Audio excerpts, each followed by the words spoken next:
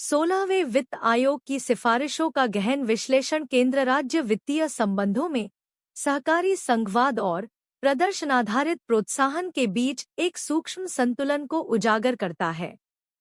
आयोग ने केंद्रीय करों के विभाज्य पूल में राज्यों की ऊर्ध्वाधर हिस्सेदारी या वर्टिकल डेवोल्यूशन को 15वें वित्त आयोग की भांति 41% पर स्थिर रखने का निर्णय लिया है।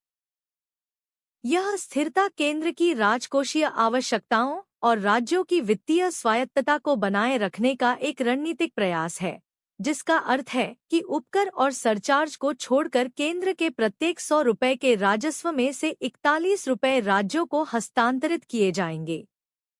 इस 41% राशि के क्षैतिज वितरण या हॉरिजॉन्टल डेवोल्यूशन के लिए आयोग ने आवश्यकता जैसे जनसंख्या, क्षेत्रफल, वन आच्छादन, आय अंतर, सामाजिकार्थिक परिस्थितियां और प्रदर्शन जैसे कर प्रयास, जनसांख्यिकीय प्रदर्शन, राजकोषीय अनुशासन, राष्ट्रीय जीडीपी में योगदान पर आधारित 9 व्यापक मानकों का एक नया और संतुलित फॉर्मूला तैयार किया है। राजस्थान के संदर्भ में इन मानकों का मिश्रित प्रभाव देखने को मिला है। आंकड़ों के अनुसार राजस्थान की हिस्सेदारी में मामूली गिरावट दर्ज की गई है, जो वित्त वर्ष 2025 से 26 के 6.02% से घटकर 2026 से 27 में 5.92% रहने का अनुमान है। यद्यपि 0.10% की यह कमी सांख्यिकीय दृष्टि से नगण्य प्रतीत हो सकती है, किंतु केंद्रीय करों के विशाल आकार को देखते हुए यह राज्य के लिए हजारों करोड़ रुपए के राजस्व हानि का संकेत है।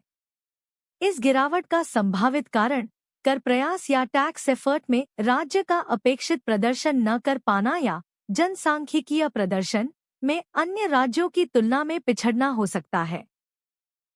इसके अलावा आय में वृद्धि के कारण आय अंतर के लाभ में कमी आना भी एक कारक हो सकता है।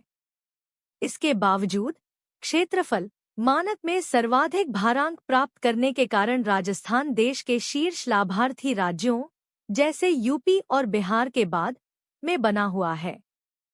अंततः यह स्पष्ट है कि 16वें वित्त आयोग ने प्रदर्शनाधारित मानकों को प्राथमिकता दी है, अतः भविष्य में अपनी हिस्सेदारी और राजस्व को बढ़ाने के लिए राजस्थान को राजकोषीय अनुशासन, वित्तीय प्रबंधन और अपने स्वयं के कर राजस्व या ओन टैक्स रेवेन्यू संग्रहण में अधिक दक्षता और आक्रामकता दिखानी होगी।